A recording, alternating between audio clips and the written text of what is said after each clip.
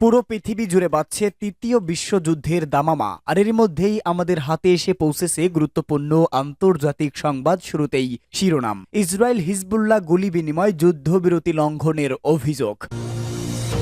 পরেই জানাবো সিরিয়া সংকট নিয়ে 5 আরব দেশসহ ইরান, তুরস্ক, রাশিয়ার বিবৃতি।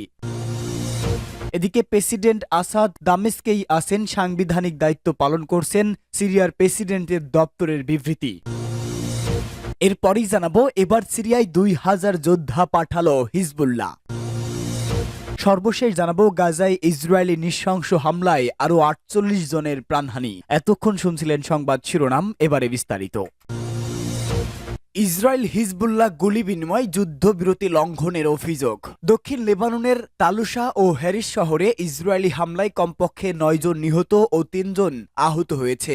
ইসরায়েলের সেনাবাহিনী জানায় তারা লেবাননের বিভিন্ন স্থানে হিজবুল্লাহর লক্ষ্যবস্তুতে আঘাত এনেছে। একই দিন লেবাননের কর্তৃপক্ষ জানিয়েছে দক্ষিণ লেবাননের অন্যান্য অঞ্চলে ইসরায়েলি হামলায় আরও 2 জন নিহত হয়েছে। ইসরায়েলের সর্বশেষ হামলার পরপরই হিজবুল্লাহ ইসরায়েলকে যুদ্ধবিরতি লঙ্ঘনের অভিযোগ করে শেবা ফার্মস এলাকায় ইসরায়েলি সেনা অবস্থানের উপর ক্ষেপণাস্ত্র নিক্ষেপ করে তারা। ইরান সমর্থিত গোষ্ঠীটি এই হামলাকে প্রতিরক্ষামূলক সতর্কতা হিসেবে উল্লেখ করেছে। ব্রিটিশ বার্তা সংস্থা রয়টার্স এই খবর জানিয়েছে। নিহতের মধ্যে একজন সরকারি নিরাপত্তা সদস্য রয়েছে, যিনি দায়িত্ব পালনকালে প্রাণ হারান। বৈরুতের বাসিন্দারা জানিয়েছেন গতকাল সন্ধ্যার পরপরই তারা নিম্ন উচ্চতায় উড়তে থাকা ড্রোনের শব্দ শুনতে পায়। এই গোলাগুলির ফলে যুক্তরাষ্ট্রের মধ্যস্থতায় হওয়া যুদ্ধবিরতি চুক্তি অত্যন্ত নাজুক অবস্থায় চলে গেছে, যা কার্যকর হওয়ার 1 সপ্তাহ পার হয়নি। চুক্তি অনুযায়ী ইসরায়েলের উপর আক্রমণ চালাবে না। ইসরায়েলি সেনাবাহিনী জানায় হিজবুল্লাহ ক্ষেপণাস্ত্র হামলায় তাদের কোনো ক্ষয়ক্ষতি হয়নি, তবে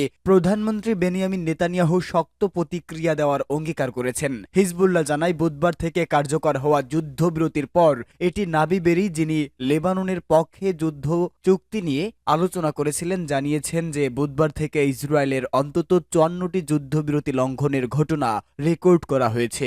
লেবাননের সরকারি সংবাদ সংস্থা এনএনএ জানায় ইসরায়েলি বাহিনী বেন্ট জবেল জেলার বেইত লিফ শহরের দিকে 2টি আর্টিলারি শেল নিক্ষেপ করে এবং ভারী মেশিন গান দিয়ে ইয়ারুনকে লক্ষ্য করে গুলি চালায়। তবে এই ঘটনায় কোনো হতাহতের ঘটনা ঘটেনি। সিরিয়া সংকট নিয়ে 5 আরব দেশসহ তুরস্ক ও রাশিয়ার বিবৃতি। মধ্যপ্রাচ্য সংকট এবার নতুন রূপে। গাজা যুদ্ধ এবং লেবাননের সংঘাতের মধ্যে নতুন কেন্দ্রবিন্দু এখন সিরিয়া। গত সপ্তাহ থেকে শুরু হওয়া বিদ্রোহীদের সঙ্গে লড়াইয়ে একের পর এক শহরের নিয়ন্ত্রণ হারাচ্ছে প্রেসিডেন্ট বাশার আল আসাদ সরকার। দুপক্ষের লড়াই গৃহযুদ্ধে ধ্বংসস্তূপে পরিণত হয়েছে দেশটির একাধিক শহর।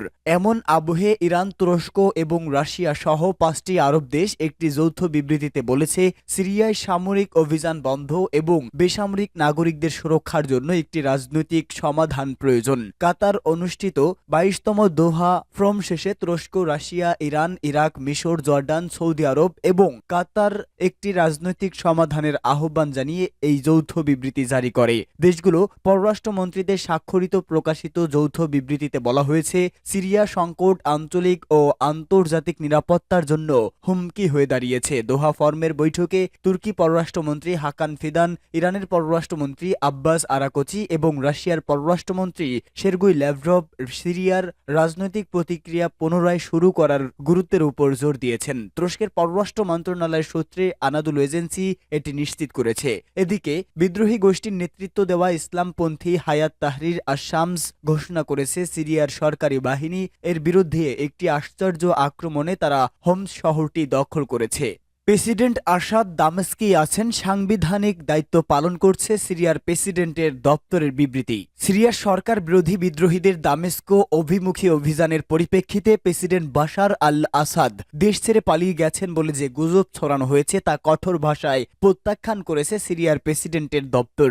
প্রেসিডেন্ট বাশারের কার্যালয়ে এক বিবৃতিতে বলা হয়, কিছু বিদেশি গণমাধ্যমে গুজব ও ভুয়া খবর ছড়ানো হচ্ছে। দাবি করা হচ্ছে প্রেসিডেন্ট দামেস্ক ছেড়েছেন বা দ্রুত অন্য কোনো দেশে চলে গেছেন, কিন্তু তা সত্য নয়। প্রেসিডেন্ট জাতীয় ও সাংবিধানিক কাজে ব্যস্ত রয়েছেন এবং রাজধানী দামেস্কে আছেন। বিবৃতিতে বলা হয়, সুনির্দিষ্ট কিছু বিদেশি গণমাধ্যমের এই অপপ্রচার নতুন কোনো বিষয় নয়। 2011 সালে বিদেশি মদতপুষ্ট সন্ত্রাসবাদ চাপিয়ে দেওয়ার সময় থেকেই তারা সিরিয়ার সরকার ও জনগণকে হতাশ করার জন্য এ ধরনের প্রচারণা চালিয়ে আসছে। এদিকে সিরিয়ার প্রতিরক্ষা মন্ত্রণালয় এই খবরের সত্যতা প্রত্যাখ্যান করেছে যে রাজধানী দামেস্কের আশেপাশের গ্রামাঞ্চল থেকে সরকারি বাহিনী প্রত্যাহার করা হয়েছে।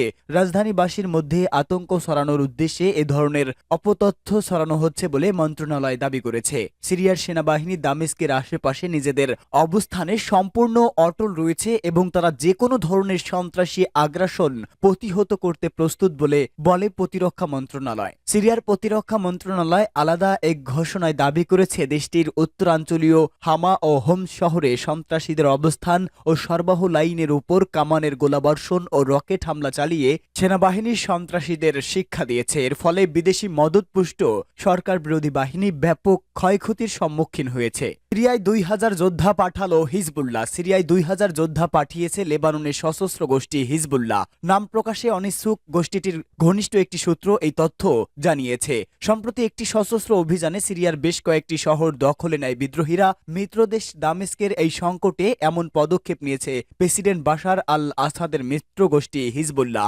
2011 সাল থেকে এটি সিরিয়ার যুদ্ধে সক্রিয়ভাবে জড়িত। হিজবুল্লাহর যোদ্ধা পাঠানোর বিষয়টি নিশ্চিত করে সূত্রটি জানিয়েছে, হিজবুল্লাহ যোদ্ধাদের লেবাননের সীমান্তবর্তী কুশেইর এলাকায় মোতায়েন করা হয়েছে। গত সপ্তাহে সিরিয়ার ইসলামপন্থী নেতৃত্বাধীন বিদ্রোহী এই জোট অভিযান শুরু করার পর থেকে হিজবুল্লাহ সেখানে অবস্থান করছে। যুদ্ধে সরাসরি কোনো অংশগ্রহণ নয়, মূলত নিজেদের অবস্থান রক্ষার জন্য সেখানে রয়েছে তারা। এদিকে এরই মধ্যে বিদ্রোহীরা সিরিয়ার উত্তরাঞ্চলীয় আলেপ্পো ও কেন্দ্রীয় হামা শহর দখল করেছে। সিরিয়ান অবজারভেটিভ ফর হিউম্যান রাইটস জানিয়েছে, হোমস শহরে প্রবেশদ্বার পর্যন্ত পৌঁছে গেছে তারা। এবার রাজধানী দামেস্কের দিকে অগ্রসর হচ্ছে। গত 27 নভেম্বর থেকেই অভিযান শুরু করেছে বিদ্রোহীরা। গাজায় ইসরায়েলি নৃশংস হামলায় আরও 48 প্রাণহানি। ফিলিস্তিনের গাজা উপত্যকায় ইসরায়েলি নৃশংস হামলায় গত 24 ঘন্টায় অন্তত 48 ফিলিস্তিনি নিহত হয়েছেন। এতে করে উপত্যকাটিতে নিহতের মোট সংখ্যা প্রায় 44,600 জনে পৌঁছেছে। এছাড়া গত বছরের অক্টোবর থেকে চলা এই হামলায় আহত হয়েছেন আরও লক্ষাধিক ফিলিস্তিনি। প্রতিবেদনে বলা হয়েছে, গাজা উপত্যকায় ইসরায়েলের চলমান হামলায় কমপক্ষে আরও 48 জন ফিলিস্তিনি নিহত হয়েছেন। এতে করে গত বছরের অক্টোবর থেকে পর্যন্ত মোট মৃতের সংখ্যা বেড়ে 44,580 জনে পৌঁছেছে বলে বৃহস্পতিবার অবরুদ্ধ এই ভূখণ্ডটির স্বাস্থ্য মন্ত্রণালয় জানিয়েছে। মন্ত্রণালয় এক বিবৃতিতে জানিয়েছে, নিরলস এই হামলায় আরও অন্তত 1,05,739 জন ব্যক্তিও আহত হয়েছেন। মন্ত্রণালয় বলেছে, গত 24 ঘন্টায় ইসরায়েলি বাহিনীর অব্যাহত হামলায় 48 জন নিহত এবং আরও 201 জন আহত হয়েছেন। অনেক মানুষ এখনও ধ্বংসস্তূপের নিচে এবং রাস্তায় আটকে পড়ে আছেন, কারণ উদ্ধারকারীরা তাদের কাছে পৌঁছাতে পারছে না। ফিলিস্তিনি স্বাস্থ্য কর্তৃপক্ষ মনে করছে, গাজা উপত্যকা জুড়ে ধ্বংস হওয়া বাড়ির ধ্বংসস্তূপের নিচে এখনও 10,000-এর বেশি মানুষ নিখোঁজ রয়েছে। মূলত গাজায় অবিলম্বে যুদ্ধবিরতির দাবি জানিয়ে জাতিসংঘের নিরাপত্তা পরিষদের প্রস্তাব সত্ত্বেও ইসরায়েল অবরুদ্ধ এই ভূখণ্ডে তার নৃশংস আক্রমণ অব্যাহত রেখেছে। উল্লেখ, গত 7 অক্টোবর হামাসের নজিরবিহীন আন্তঃসীমান্ত হামলার পর থেকে ইসরায়েল গাজা উপত্যকায় অবিরাম বিমান ও স্থল হামলা চালিয়ে যাচ্ছে। ইসরায়েলি এই হামলায় হাসপাতাল, স্কুল, শরণার্থী শিবির, মসজিদ, গির্জাসহ হাজার হাজার ভবন ক্ষতিগ্রস্ত বা ধ্বংস হয়ে গেছে।